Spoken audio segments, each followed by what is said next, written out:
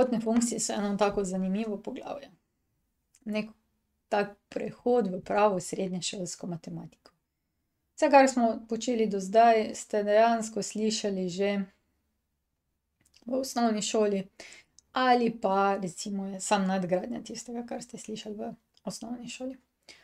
Kotne funkcije, ko pa to obvladate, ste pa pravi srednješolec, ne. Kotne funkcije pa logaritmi so taka snov, ne. Logaritmi vas še čakajo, to je v 3. letniku, ampak kotne funkcije vam pa čestitam, to je pa ena izmed snovi, ki vas bo popeljala v pravo srednjo šolo matematike. Zdaj, kotne funkcije. To je tak zveneč naslov, mogoče ste jih že slišali kdaj, vsaj omenjene s tem naslovom in komaj čakate, da bo to prišlo, ne, v vaše znanje. V resnici pa sploh niso tako zapletene, ko se to sliši, a ne. Enih par stvari se je sicer treba naučiti, ampak zelo enostavne, ene bolj enostavnih snovi po mojem. Sploh kotne funkcije v pravokotnem trikotniku. Se pravi, naslov dajte kotne funkcije, ker pa je to širok pojem, bomo rekli takole zraven še ne, kotne funkcije v pravokotnem trikotniku.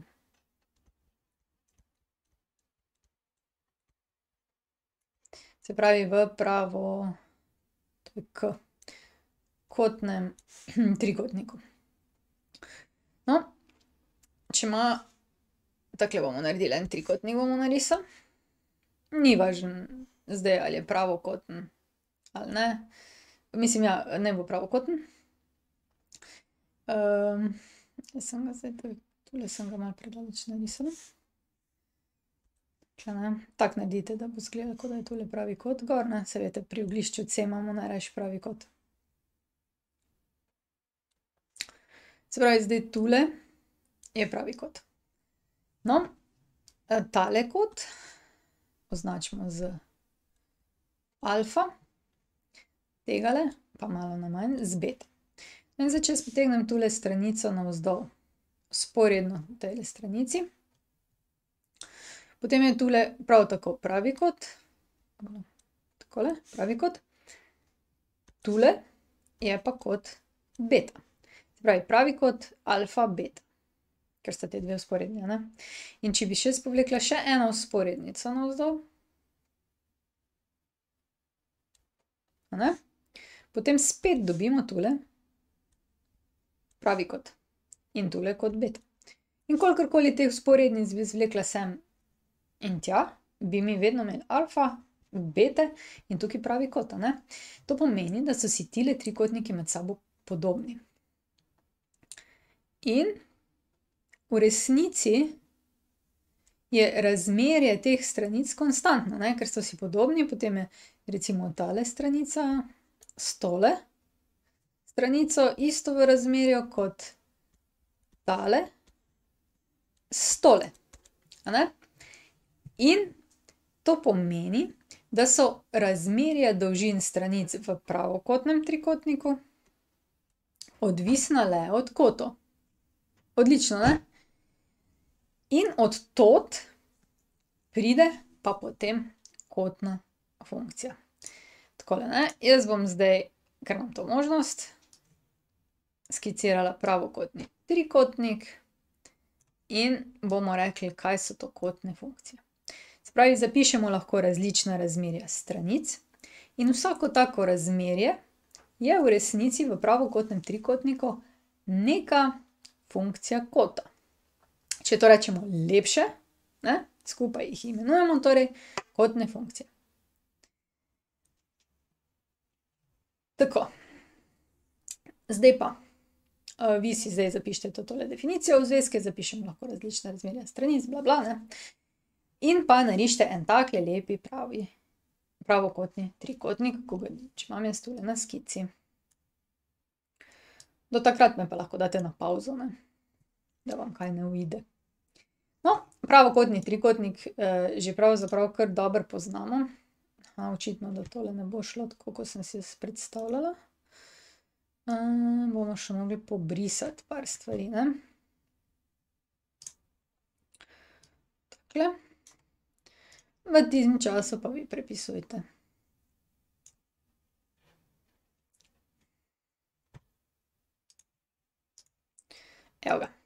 tole nas pa zdaj ne bo nič motilo. Se pravi, zdaj imate pravokotni trikotnik narisan, označene oglišča, še vedno ne velja, da pri oglišču C naj bo pravi kot. To je ena taka klasika. Ok, no, in zdaj pa gremo. Če je to pravokotni trikotnik. In, poglejte, pri alfi imam jaz zdaj takle označeno, pri beti pa nič. Mi si bomo zdaj pogledali kotne funkcije za kot alfa, za tegale.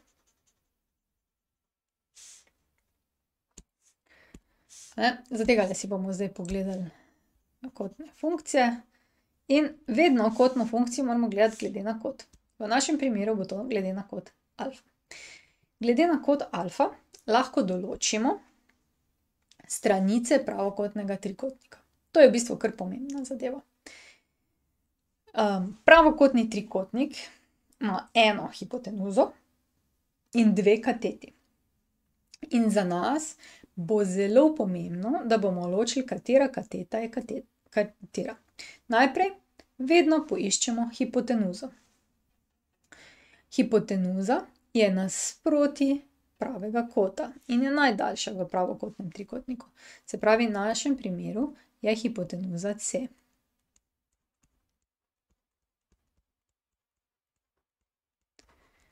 Ok, zdaj pa poglejmo. Imamo dve kateti, torej te dve, ko sta nam še ostali. In ime jima je, ena je priležna, ena je pa nasprotna. Malo že pove ime, ne? Nasprotna je tista, ki je nasproti kota. Se pravi, kotu alfa nasprotna je stranica A. In zato tejle rečemo nasprotna kateta. Pa dajmo zdaj za začetek napisati kotu alfa. Ker beti pa ni, a ne? No, druga je pa priležna, se pravi, ker leži na tem kotu, a ne? In ji rečemo priležna kateta.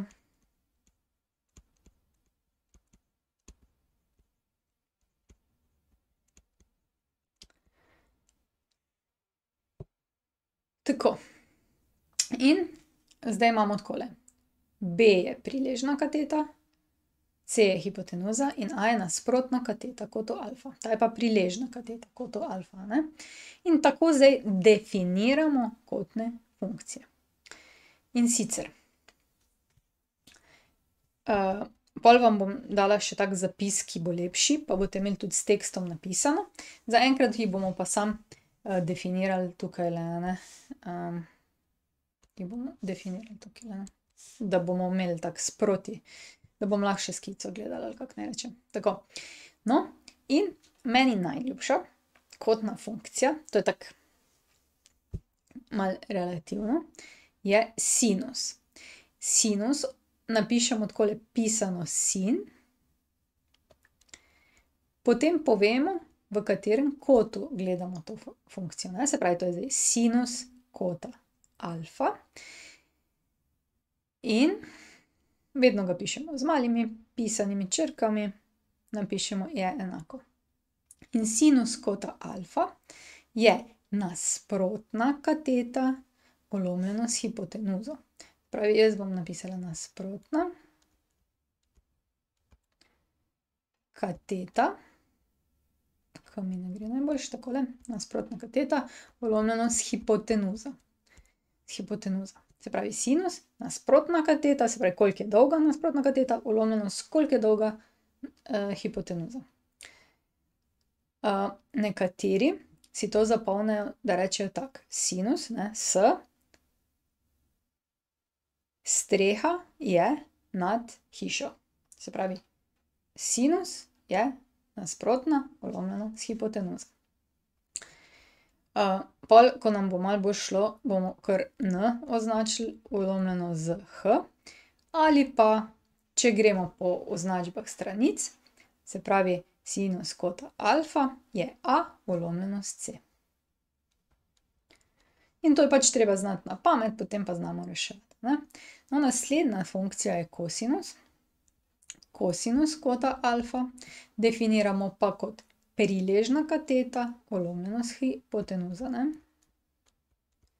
Priležna kateta ulomljeno s hipotenuzo. Če to napišemo na kratko, je to P ulomljeno z H in je to v našem primeru stranica B ulomljeno s C. Zakaj ni tako fajn, če se naučite A ulomljeno s C, B ulomljeno s C? Zakaj? Ja, zato ker včasih bojo tukaj x-i pa y-i ali pa b-ji, f-ji pa karkoli in pol pa ne boste znali, a ne. Zato je boljše, da veste sinus nasprotna s hipotenuzo. Kosinus je pa priležna kateta s hipotenuzo in bližnjica, klet je pod hišo. To so mi povedali dijaki, upam, da vam kaj koristi, ful je fajn. Meni se ful dopade. No, to sta zdaj sinus alfa, kosinus alfa. Potem sta še pa dve. In sicer imamo tangens alfa, to je tg alfa, je. To je pa nasprotna kateta ulomljena s priležno kateto. In če bi to naredili s stranicami, dobimo A ulomljeno z B. Potem pa še ena kotna funkcija je in to je pa kotangens stg alfa. Ta je pa ravno obratno, je pa priležna kateta ulomljeno z nasprotno kateto. To je pa B ulomljeno z A. No, vse tele stvari, a ne, bomo zdaj lepše definirali. Se pravi, sinus je nasprotna kateta s hipotenuzo oziroma streha je nad hišo. Kosinus alfa je priležna kateta ulomljena s hipotenuzo oziroma klet je pod hišo. Zdaj pa za tangens alfa pa ni bilo nič kaj takega, pa smo si izmislili, terasa je nad parkiriščem. Kotangens alfa je pa v bistvu samo en tak obrat tangensa alfa in v resnici tele tri bodo za naše računanje zaenkrat najbolj pomembne in te tri tipke najdemo tudi na kalkulatorju, ne. Na kalkulatorju, če pogledate gor na ta kalkulator, ki ga imamo tu, piše sin, kos, tangens, ne. Na vaših tudi, ne, če imate dosti dobre mašine. Gremo naprej, tukajle vam bom pokazala, se pravi, definicija. Kotu alfa je B priležna kateta, A pa nasprotna kateta. In če je to tako, potem sinus alfa je A ulomljeno s C oziroma sinus kota alfa je razmerje med kotu nasprotno kateto in hipotenuzo. To je ta definicija CV zvezek, a ne. Kosinus kota alfa je B ulomljeno s C oziroma kosinus kota alfa je razmerje med kotu priležno kateto in hipotenuzo. Tangens kota alfa je A ulomljeno z B oziroma tangens kota alfa je razmerje med kotu nasprotno kateto in priležno. No, pa dajmo še kotangens, sicer vem, da vi to znate brati, ampak ajde. Kotangens kota alfa je B ulomljeno z A, se pravi, kotangens kota alfa je razmerje med kotu priležno in nasprotno kateto. Tule imamo pa eno opombo, jaz vedno pozabim, a ne. Zdaj, nekako stara šola oziroma moja šola je mene učila tangens pa CTG, ne, kotangens. In v resnici imam jaz to veliko rajši, jaz si ne morem pomagati. Kalkulatorji, to pa verjetno potem angleški zapis in pa, ne vem, ameriški ali kdorkoli že ta Casio pa Sharp pa to izdeluje, imajo pa rajši tan in cot. In zato se zdaj v nekaterih knjigah pojavlja tan in cot in na kalkulatorjih in tako, ne.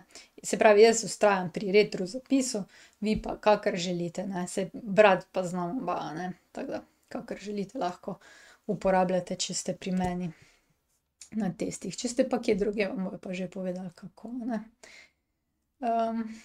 Tako, zdaj tole so definicije kotnih funkcij. Upam, da ste jih začutili, da so vam v redu in se vidimo na vajah. Prišli smo do konca. Če želite ali morate videti več, si poglejte na moji spletni strani ninarazlaga.si ali pa se naročite na moj YouTube kanal. Se vidimo!